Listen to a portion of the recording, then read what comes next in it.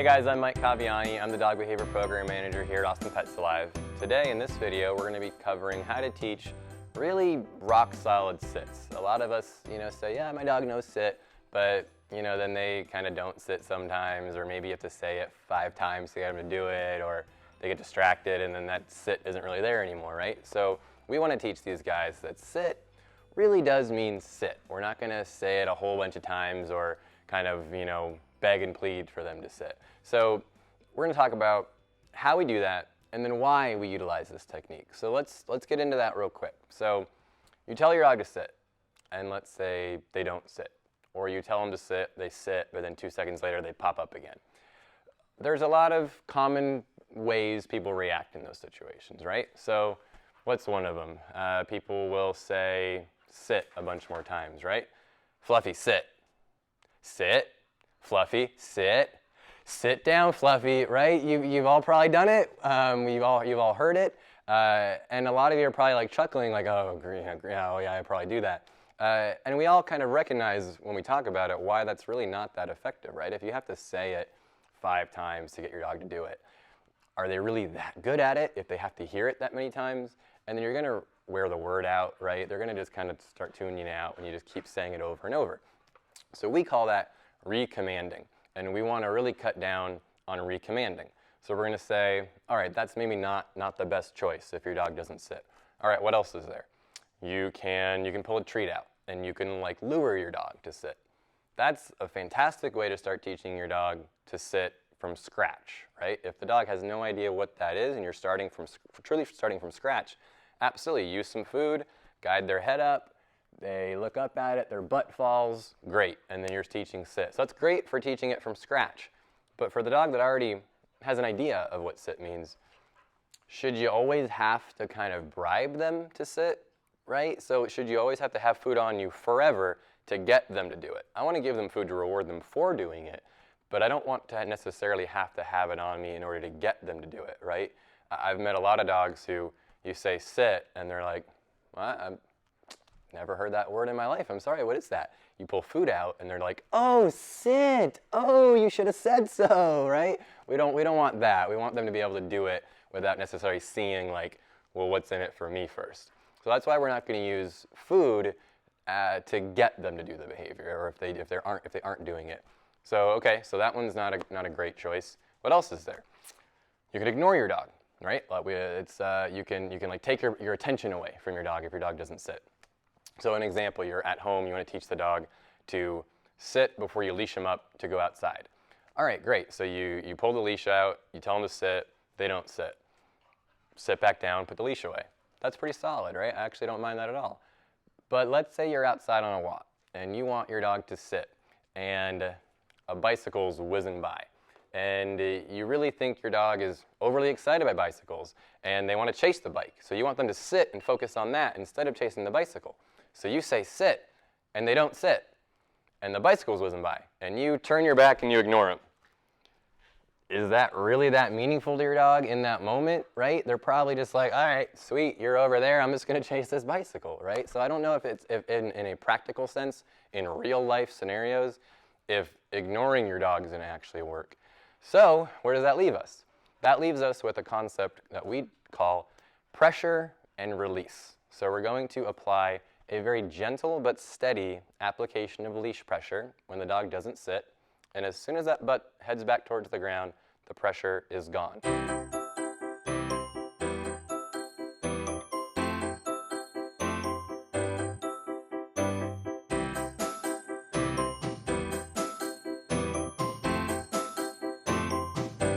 So Amy has Hondo here, and Hondo knows what sit means. As you can see, Amy cued it, he responded, which is great. So Amy rewarded him for that.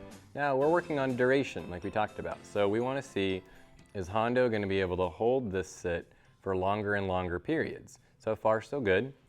When we say that a dog knows sit, we want to know that he can sit and hold it for the duration that we've asked for. So if he hasn't heard his release command, which we teach free, then he should be holding that sit. Once he's told free, he can get up.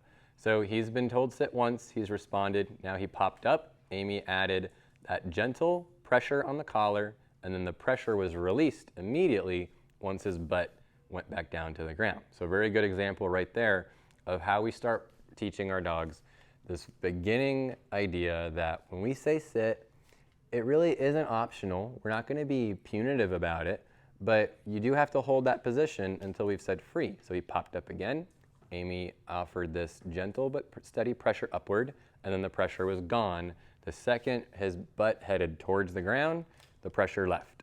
Butt popped up, she adds the pressure. Now she's going to add a little butt prompt, pressure off.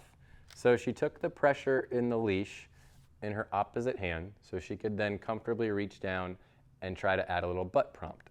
The butt prompt is not shoving or pushing or smacking. You're just kind of putting weight in your left hand and just kind of firmly pressing on the butt just to guide that butt downward. That's the secondary pressure you're going to add if leash pressure doesn't seem to be making sense to the dog. So we talked about in the opening about why we utilize this gentle but steady amount of leash pressure. We know that if we were to pull food out and lure him to sit, he'd never necessarily learn to do it on his own. He'd always want to know kind of what he's got in it for him first. If Amy ignores that sit, he's not necessarily getting timely information because we're just hanging out here outside or on a walk and we want him to be holding a sit. So if we ignore him, again, that might not give him the information, right? He might just kind of go on about his day and keep on not sitting. So right now, notice how she just freed him, right? So she gave him permission to get up. So now they're on a walk. Now they're going to come to a stop again. Sit. She cued it. He sat. Beautiful. She can reward that. So notice it's a free shot, right? When she said SIT, she didn't add pressure when she said it, right? We want to give him a free opportunity to sit without feeling pressure. He just got up. That's when he felt the leash pressure. And Amy did not say sit again when he popped up, right? You guys didn't hear or see her mouth move. She didn't say sit when he got up. We would call that recommanding, which is one of the kind of options we talked about in the intro in terms of commonly done things that we think are not necessarily the most effective. So rather than just saying sit a bunch of times, right, he got up, we don't want him to think, oh, I can get up and like no big deal, they'll just tell me to do it again and then I'll do it again. So he popped up, Amy just nice and calmly added that light but steady leash pressure. As soon as his butt went down on the ground, the pressure left. She's now rewarding him periodically for holding his sit. Important thing to mention, if you've had to use your leash pressure, so he got up, then you added your pressure, and then the butt went down on the ground, you released your pressure. The reward in that moment is the release of that leash pressure. If you reward him with, food or petting or praise right after you've had to use leash pressure, you might by accident teach him a sequence. He might think, oh, okay, stand up, feel leash pressure, sit back down, get food, right? We don't want him to think that feeling the leash pressure was part of what he was supposed to do. So the reward is just the removal of pressure. So Amy added pressure, pressure off, that's the reward. Now if he holds this sit longer and longer, like right now he's looking for crumbs. He held that sit and didn't get up looking for the crumbs. Amy rewarded that with some petting. So Amy is deciding to reward him sometimes with food, sometimes with petting, sometimes with praise, all things that are rewarding to Hondo, specific to Hondo. He thinks all of those are rewarding. Some dogs might not want your food, they might not want your petting, they might not want your praise. He likes all of them, so Amy's just dishing them out fairly and evenly. So now we're gonna move him again. She said free, he's allowed to get up. So now we're gonna go again and we're gonna try for this auto sit. So notice how Amy said sit while she was taking her last step. That's an important little kind of side note here. When you're on a walk and you want your dog to stop and sit next to you, they have no idea that you're gonna stop, right? They can't read your mind. So Amy's gonna show us that again.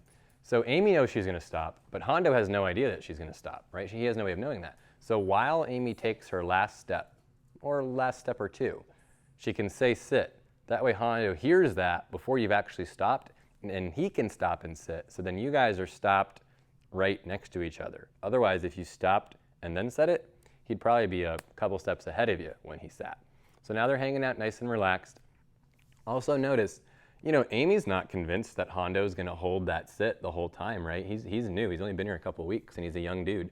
So she probably thinks, you know, at any moment he might stand up, but she's not acting like it, right? Her hand isn't adding leash pressure right now because she's worried he might get up any moment.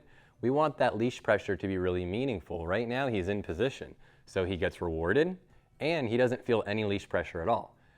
If he gets up, that's when he feels the pressure. So we don't want to make it almost like a self-fulfilling prophecy by you're worried he's gonna get up, so you start fidgeting with the leash or you start tightening the leash to prevent him from getting up. Now he feels leash pressure, so he thinks something's amiss, he thinks that something's wrong, so then he gets up, right? Then it all kind of just spirals from there. So we don't want to make the choice for him, right? We want him to learn on his own how to make these good choices. So it's all about the information you're giving your dog. Amy's telling him how happy we are with him, that he's holding this sit. She's rewarding him periodically for that. When he breaks the sit, we're just giving him the information that that was actually incorrect because we didn't say free yet. So when he got up, Amy just added that leash pressure. On the leash pressure, probably the last thing we're gonna talk about because Hondo's doing great now. Notice whenever Amy's added it, there is no force behind it, right? There's no forcefulness, there's no really rapid, quick yanking. We don't want it to, again, be punitive. This isn't old school, back in the day, really heavy in the leash corrections. That's not the point of this. The point of this is to get more rewardable behavior. We just want to be able to tell him, that was actually incorrect with this mildly unpleasant leash pressure, so pressure on, pressure off, right? At no point are we wanting to cause pain there. We just want to be persistent and a little, maybe just a little annoying, right? So as soon as Amy released that pressure, that was because his butt was on the ground, and now we're back to holding that sit. So that's teaching sits. We're working on duration right now. You definitely want to watch the videos on teaching sit with distractions and distance. That's kind of the next step once you're at this point. So just working on longer and longer sits. Hondo's doing great. And that's it, guys. So good stuff. Hondo's holding it longer and longer. He's currently up for adoption. So hopefully he gets snatched up soon because that was pretty quick for him to learn that. All right, thanks, guys.